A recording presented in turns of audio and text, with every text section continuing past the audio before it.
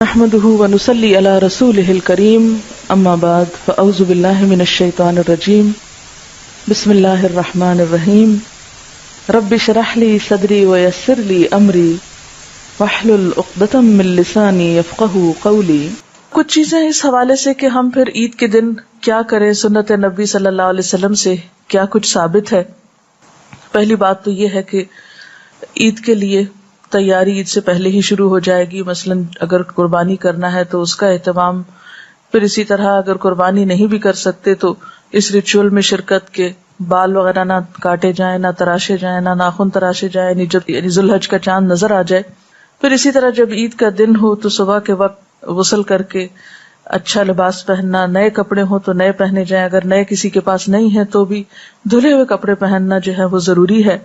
ابن عباس بیان کرتے ہیں کہ رسول اللہ صلی اللہ علیہ وسلم عید الفطر اور عید الاضحیٰ کے دن غسل فرمایا کرتے تھے، یعنی خاص طور پر تیاری کیا کرتے۔ پھر اسی طرح ایک اور روایت میں حضرت جابر کہتے ہیں کہ آپ صلی اللہ علیہ وسلم عیدین اور جمعے کے موقع پر اپنی سرخ چادر پہنا کرتے تھے، یعنی خصوصی لباس کا اہتمام کرتے تھے۔ اسی طرح اس موقع پر خوشبو لگانا اور پھر اہتمام کے ساتھ عید پڑھنے کے لیے جانا یہ بھی ضروری ہے۔ عید کے دن عام طور پر جو کھانا کھاتے اس کے علاوہ اسپیشل کھانا تیار کرنا یا خود کھانا اور دوسروں کو کھلانا جو ہے یہ بھی ایک مسنون عمل ہے، لیکن اس میں تھوڑا سا فرق ہے۔ آپ صلی اللہ علیہ وسلم جب عید الفطر کے دن عید پڑھنے کے لیے جاتے تو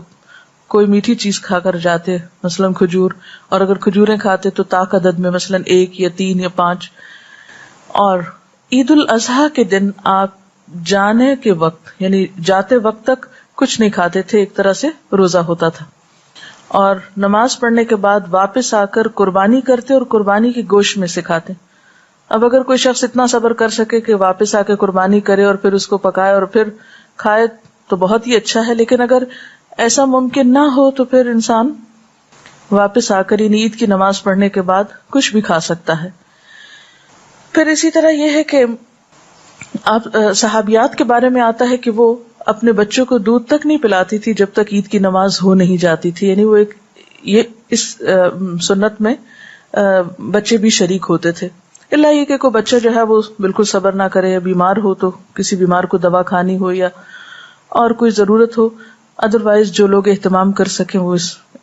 سنت کی پیروی کا اہتمام بھی کریں۔ پھر اسی طرح آپ صلی اللہ علیہ وسلم عیدگاہ پیدل جاتے تھے، اگر ممکن ہو تو اس سنت پر بھی عمل کیا جائے، اور اگر عیدگاہ بہت دور ہو تو سواری پر بھی جا سکتے ہیں، ایسی کوئی شدت نہیں ہے اس معاملے میں۔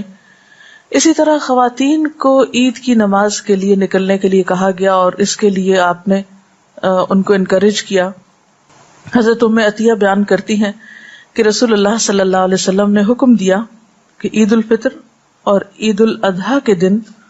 ہم چھوٹی بچیوں اور جوان لڑکیوں کو بھی عید کے لیے عیدگاہ کی طرف لے جائیں، حتیٰ کہ وہ عورتیں بھی جنہیں نماز نہ پڑھنی ہو۔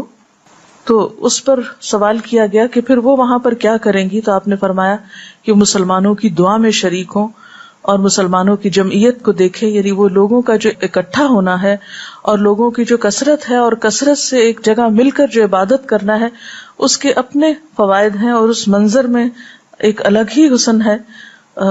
اس کو جب تک دیکھا نہ جائے وہ جذبات پیدا نہیں ہوتے جو عید کے دن ایک خاص خوشی کے جذبات پیدا ہونے چاہیے، کیونکہ انسان جتنے زیادہ لوگوں سے ملتا ہے، ان کو دیکھتا ہے، اس کی کیفیت بدلتی ہے، اور تنہائی میں الگ گھر بیٹھا رہے، پڑا سویا رہے سستی کے مارے تو اس سے وہ عید کی خوشی جو ہے وہ محسوس نہیں ہو سکتی۔ پھر اسی طرح حضرت عبداللہ بن عباس سے روایت ہے کہ رسول اللہ صلی اللہ علیہ وسلم عید کے دن اپنی ازواج مطہرات اور بیٹیوں کو عیدگاہ لے جاتے تھے، یہ ابن ماجہ کی روایت ہے۔ پھر اسی طرح عید کے دن تکبیریں پڑھنا،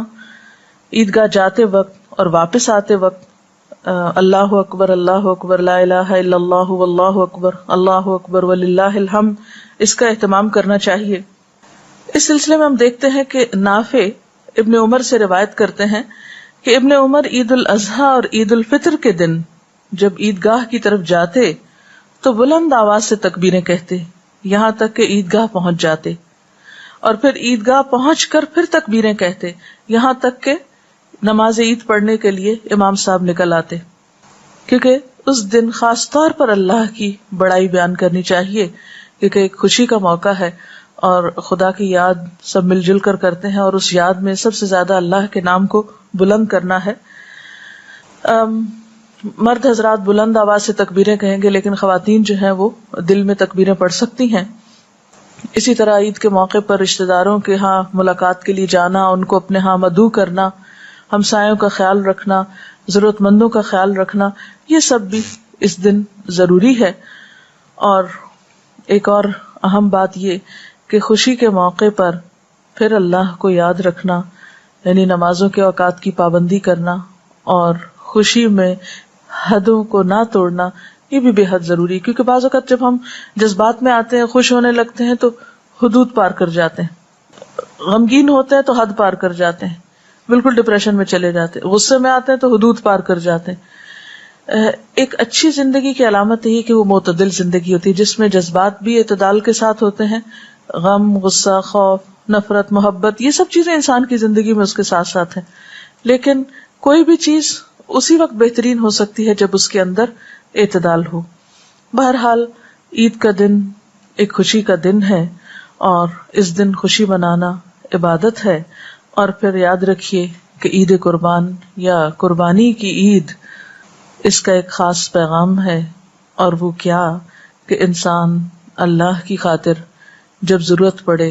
اپنے جذبات، اپنی جان، اپنے مال اور اپنی ہر پسندیدہ چیز کی قربانی کے لیے تیار رہے،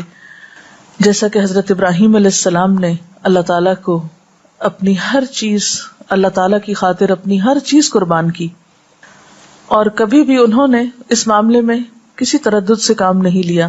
اسی لیے قرآن پاک میں حضرت ابراہیم علیہ السلام کے بارے میں آتا ہے،